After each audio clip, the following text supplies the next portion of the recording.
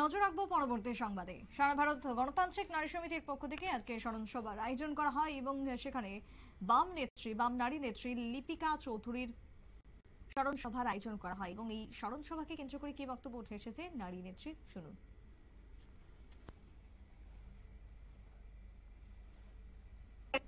একটা বড় অংশ জায়গা জুড়ে আছে মুসলিম সম্প্রদায়ের মানুষ। এই জায়গাতে হিন্দু মুসলিম কিভাবে ভালোভাবে বাঁচতে পারে, এখানে যাতে একটা সম্প্রীতি বজায় থাকে, তার জন্যও একটা ওর ভূমিকা ছিল। কোভিডের সময় আপনারা শোক প্রস্তাবে শুনেছেন। কোভিডের সময় আমরা সারা ভারত গণতান্ত্রিক নারী সমিতি যখন বিভিন্ন দাবি দেওয়া নিয়ে মুভমেন্ট করেছিলাম, তখন পুলিশ আমাদের উপর হামলে পড়েছিল এবং আমাদের সেই গণ আন্দোলন অফিসের সামনে পুলিশের গাড়ি এসে তাকে তোলা, আমাদের অন্য নেতৃত্বদের তোলার জন্য খুব টানা হেঁচড়া করছিল, তাকে হাতে ধরে টানা হেঁচড়া করেছে। সে পুলিশের বিরুদ্ধে মামলা করেছিল এবং পরবর্তী সময়ে এই মামলাতে সে জয়ী হয়েছে এবং আমাদের অন্যান্য নারী নেতৃত্বদের জড়িয়েও আরেকটি মামলা, মিথ্যা মামলা হয়েছিল তার নামে।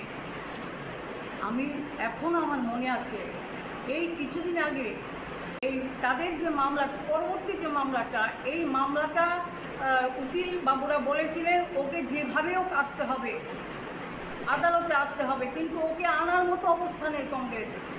আমি বারবার যতটুকু সম্ভব আমার তরফ থেকে আমি ওর সঙ্গে যাতায়াত করবার চেষ্টা করেছি, সেখানে ওকে আনা যাচ্ছে না।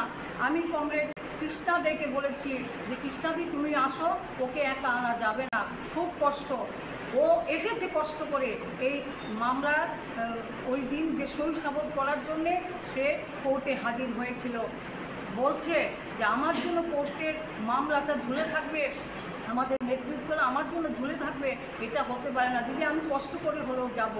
মনের কতটুকু সাহস আমার সেদিন আমাকে ভীষণভাবে আকৃষ্ট করেছিল এই সাহস।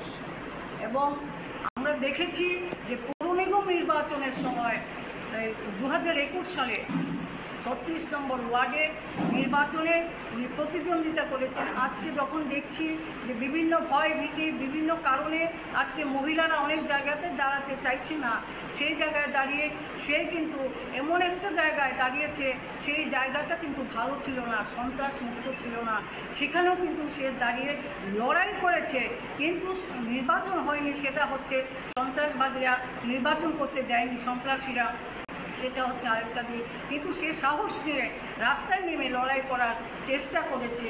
তো আমি এই জায়গায় দাঁড়িয়ে খুব বেশি কথা না বলে বলবো, কংগ্রেস আজকে বর্তমান সময়ে যে অন্ধকার আমাদের গোটা দেশ এবং রাজ্যে নেমে এসেছে, আজকে সমস্ত দিক দিয়ে মানুষ আক্রান্ত, কি নারী কি ছাত্র যুব সকল অংশের মানুষ আজকে আক্রান্ত।